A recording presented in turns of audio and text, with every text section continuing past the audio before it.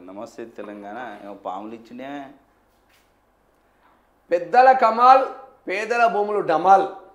triple R కొత్త అలైన్మెంట్లో విచిత్రాలు 2-3 కిలోమీటర్లకు పక్కకు తాజా మార్పులకు అనుగుణంగా బిగ్ బ్రదర్స్ భూదందా రంగారెడ్డి వికారాబాద్ జిల్లాలో వేల ఎకరాల అసైన్కు ఎసరు మాడ్గులలో ముఖ్య నేత బంధువుల పొలంలో రింగ్ మార్క్ దాన్ని తప్పించి రైతుల భూములోకి కొత్త రింగ్ అలైన్మెంట్ మరో 2 చోట్ల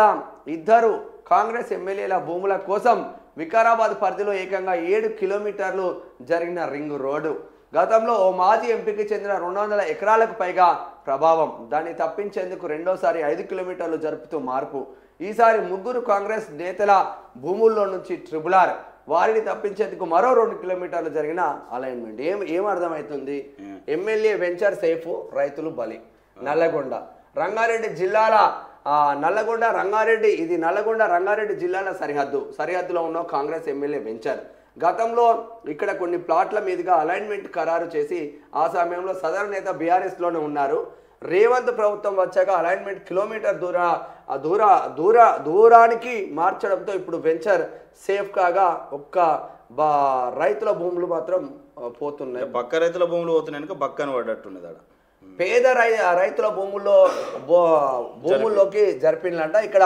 ఏకంగా 7 కిలోమీటర్లు జరిపినంట మనం పదే చెప్తా ఉన్నాం అధికార పార్టీ నేతల కోసం రీజనల్ రింగ్ రోడ్ అష్టవంకరలు కాంగ్రెస్ మార్క్ అలైన్మెంట్ ఇది రంగారెడ్డి జిల్లా మాడ్గుల గ్రామ పరిధిలో కేసీఆర్ హయాంలో ప్రతిపాదించిన ట్రిబుల్ ఆర్ అలైన్మెంట్ సర్కారు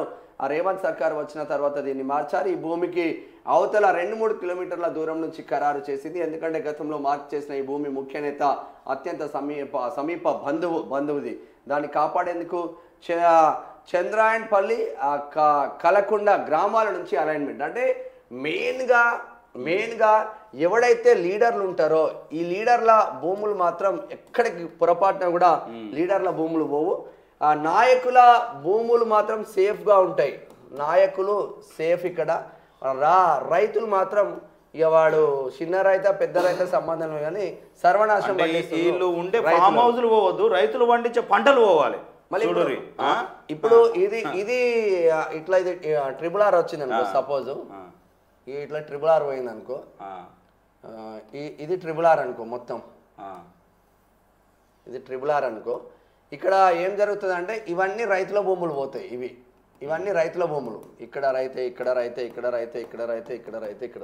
ఈడ లీడర్ల భూములు ఇగో ఇట్లుంటాయి ఫామ్ హౌస్లు ఉంటాయి ఇక్కడ ఫామ్ హౌస్ ఉంటాయి ఇక్కడ 80 ఎకరాల ఫామ్ హౌస్ ఇక్కడ 100 ఎకరాల ఫామ్ హౌస్ ఈడ 200 ఎకరాల ఫామ్ హౌస్ ఈడ ఒక 50 ఎకరాల ఫామ్ హౌస్ ఈడ 5 ఎకరాలు ఇవన్నీ లీడర్ల భూములు ఉంటాయి దీనికి డిమాండ్ వస్తుంది వీడు బాగుపడతాడు వీనికి ఆ పరిహారం తీసుకొని రైతు ఏం చేస్తాడు ఆ అప్పులు కట్టుకోవడం దీనికో సరిపోతుంది వీడు సర్వనాశనం అవుతాడు రైతు లీడర్లు మాత్రం బాగుపడతారు వీళ్ళకి ఇచ్చేది 5 లక్షలు ఇస్తే ఇక్కడ 50 లక్షలు 60 లక్షలు ఉంటుంది డిమాండ్ పెరుగుతుంది కదా ఆటోమేటిక్గా వాళ్ళ తెలివి ఇది భాగవతం రేవంత్ అన్న భాగవతం